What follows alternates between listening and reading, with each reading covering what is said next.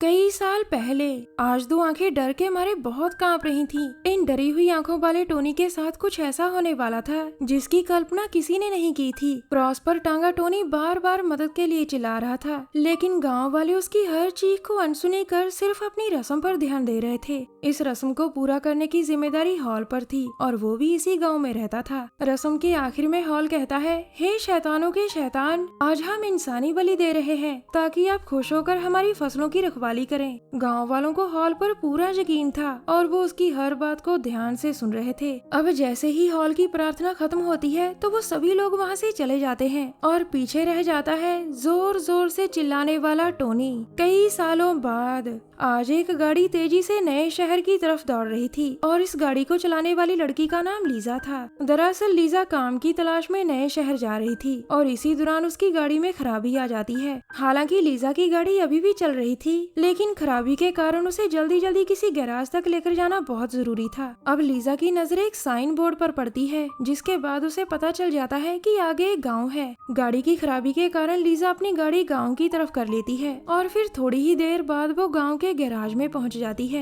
अब गाड़ी चेक करने के बाद मैकेनिक लीजा से कहता है, तुम्हारी गाड़ी को ठीक करने में 1 दिन लगेगा। उसकी बात सुनकर लीजा काफी निराश हो गई थी और तभी मैकेनिक उससे कहता है, निराश होने की जरूरत नहीं, वो सामने ही गांव का इकलौता कैफे है, तुम वहां जाकर कुछ खा पी सकती हो और वो लोग तुम्हारे रहने का इंतजाम भी कर देंगे। ये सुनकर लीजा उसका धन्यवाद कर सीधा कैफे में आती है। इस कैफे में कई लोग थे और लीजा जैसे ही एक टेबल पर बैठती है तो उसके पास एक लड़की आकर कहती है, मेरा नाम सारा है और मैं इस गांव में अभी अभी आई हूँ। उसकी बात सुनकर लीजा उसे अपना नाम बताकर कहती है, मुझे यहाँ इसलिए आना पड़ा क्योंकि मेरी गाड़ी खराब हो गई थी, लेकिन तुम यहाँ क्यों आई हो? अब सारा उसे बताती है कि वो एक रिपोर्टर है और यहाँ एक हॉरर स्टोरी कवर करने आई है। इसके आगे वो उसे बताती है कि बहुत साल पहले इस गाँव में हॉल नाम का एक आदमी रहता था और वो गाँव वालों के सामने इंसानी बलि देता था। एक रात हॉल को सपना आता है कि पूरी दुनिया पर आग की बारिश होने वाली है और सारे इंसान मारे जाएंगे। इस सपने को देखकर हॉल इतना डर गया था कि वो अपने घर के पास वाले खेत में एक तहखाना बनाता है ताकि जब भी आग की बारिश हो तो वो और उसके वफादार साथी किसी तरह अपनी जान बचा सके।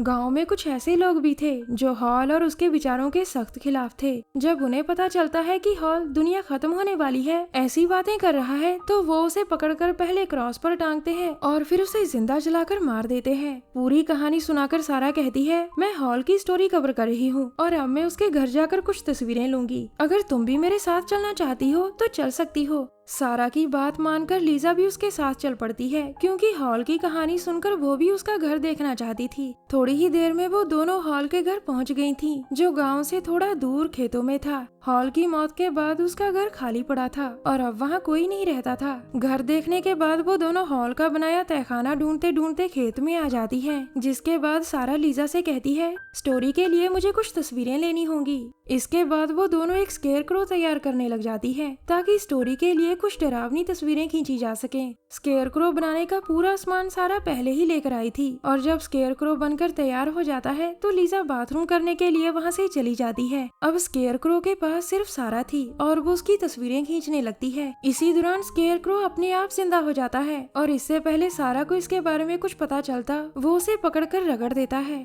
थोड़ी ही देर बाद लीजा सारा की तरफ बढ़ रही थी और अचानक उसका पैर एक गड्ढे में फंस जाता है। लीजा जल्दी जल्दी अपना पैर निकालकर फिर से आगे बढ़ती है और आगे जाकर जब वो सारा की लाश देखती है तो उसके तोते उड़ जाते हैं। अचानक तभी स्केयरक्रो पीछे से लीजा को मारने की कोशिश करता है, मगर इसी दौरान लीजा के हाथ सारा की हथौड़ी लग गई थी और वो उससे स्केयरक्रो पर वार कर वहाँ से भाग जाती है। कुछ देर बाद लीजा भागती भागती गाँव में आ गई थी, जहाँ उसे छुपने के लिए किसी जगह की जरूरत थी। उसकी ये मदद रॉनी नाम का एक आदमी करता है और उसे छुपने के लिए अपने घर में जगह देता है। लीजा उसे सब बताती है कि कैसे स्केयरक्रो ने सारा को मारा और उसने उसे भी मारने की कोशिश की थी। उसकी पूरी बात सुनकर रॉनी उसे आराम करने को कहकर वहाँ से चला जाता है। उसके जाने के कुछ देर बाद ही लीजा को गाँव वालों का शोर सुनाई देता है और वो जैसे ही अपने कमरे से बाहर आती है तो उसे कई गाँव वालों के साथ साथ रॉनी भी नजर आता है। उन्हें इस तरह इकट्ठे देखकर लीजा बहुत डर गई थी और वो उनसे पूछती है, तुम लोग क्या करने वाले हो?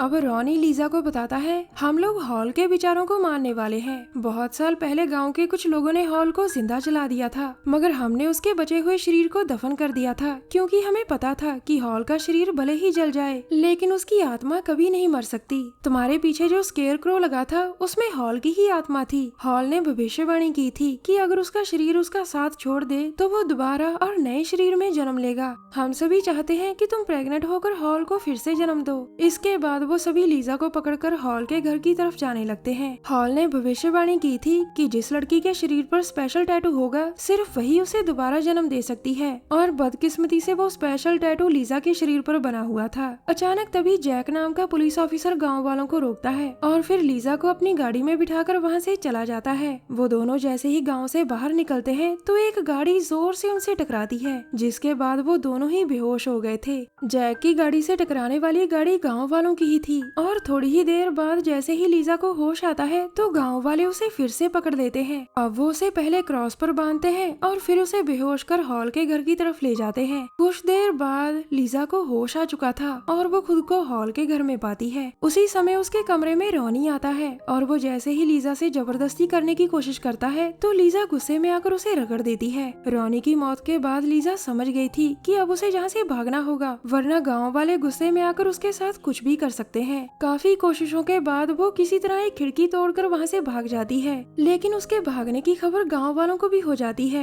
लीजा गाँव वालों से बचती बचाती है गुफा में आ गई थी और यहाँ उसे रीना नाम की एक बच्ची मिलती है। लीजा के पूछने पर रीना उसे बताती है कि वो अपने पिता के साथ नए शहर जा रही थी, लेकिन रास्ते में उनकी गाड़ी खराब होने के कारण वो यहाँ फंस गए। गाँव वालों ने रीना और उसके पिता को भी मारने की कोशिश की थी, मगर रीना किसी तरह उनसे बचकर भाग जाती है। उसकी पूरी बात सुनने के बाद लीजा उससे कहती है, तुम मेरा यही इंतजार करना, तब तक मैं बाहर जाकर मदद ढूंढती हूँ। इतना कहकर लीजा वहाँ से चली जाती है, जिसके बाद गुफा में सिर्फ रीना ही रह गई थी। अब लीजा खेतों से होती हुई फिर से गाँव की तरफ बढ़ रही थी ताकि वहाँ कोई उसकी मदद कर सके, लेकिन हॉल को मारने वाले उसे फिर से पकड़ लेते हैं और इस बार वो लीजा पर कोई रहम नहीं करना चाहते थे। वो उसे क्रॉस पर लिटाकर जैसे ही उसके हाथों पर कील ठोकने लगते हैं तो लीजा जल्दी से अपना हाथ हटा लेती है और कील किसी और के हाथ में ही ठोका जाता है। अब लीजा की चीखें सुनकर रीना भी वहाँ आ गई थी और हॉल को मारने वाला ऑफिसर जैसे ही उसे मारने लगता है तो लीजा उसे पीछे से पकड़ लेती है। ऑफिसर गुस्से में आकर कई गोलियां चलाता है और उसकी गोलियों से कई लोग मारे जाते हैं। इसके बाद वो जैसे ही लीजा को मारने की कोशिश करता है तो उसकी गोलियां खत्म हो जाती है। अब वो एक हथौड़ी से लीजा को मारने की कोशिश में था,